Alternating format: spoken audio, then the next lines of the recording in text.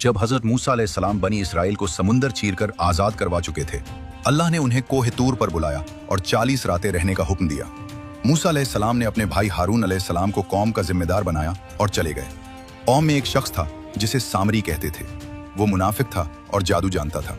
दरअसल जब अल्लाह ने समुंदर चीरकर बनी इसराइल को पार करवाया था और फिरौन की फौज डूब रही थी, उसी वक्त अल्लाह ने हजरत जिब्राइल अलैहिस्सलाम को एक खूबसूरत घोड़े पर सवार करके भेजा था ताकि वो कौम की हिफाजत और रहनुमाई करे।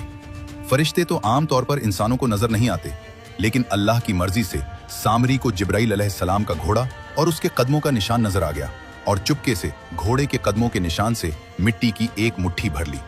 मूसा अलैहिस्सलाम के कोह तूर पर जाते ही सामरी ने हालात का फायदा उठाया। उसने लोगों को बहकाया और उनसे अपने तमाम जेवरात जमा करने को कहा और कहा कि मैं तुम्हें नया माबूद दिखाता हूं। लोगों ने मिस्र से लाए हुए अपने सोने के जेवरात उसके हवाले कर दिए। सामरी ने आग जलाई, सोना पिघलाया और उसी से एक निहायत खूबसूरत सोने का बिछड़ा तैयार कर लिया। सामरी ने जादू किया और जो मिट्टी जिब्राइल अलैहिस्सलाम के घोड़े के निशाने कदम से उठाई थी, वो उस बिछड़े के ऊपर फूंक दी।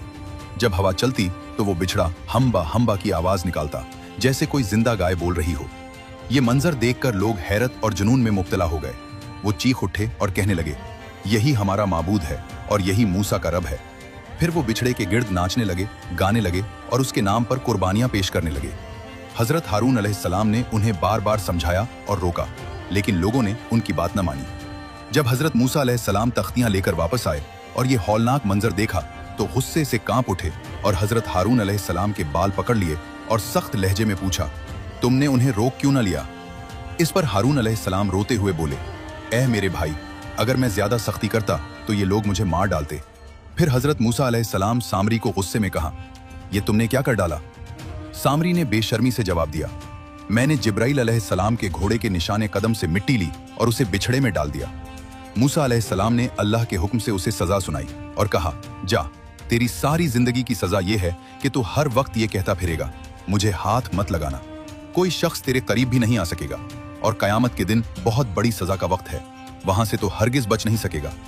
इसके बाद मूसा अलैहिस्सलाम ने इस सोने के बिछड़े को आग में जलाया, उसे राख बना दिया और वो राख समंदर में बहा दी। फिर आपने कौम से सख्त तौबा करवाई। लोगों ने अपनी गलती मान ली, अल्लाह से माफी मांगी और अल्लाह ताला ने उनकी तौबा कबूल कर ली और उन्हें मुआफ फरमा दिया।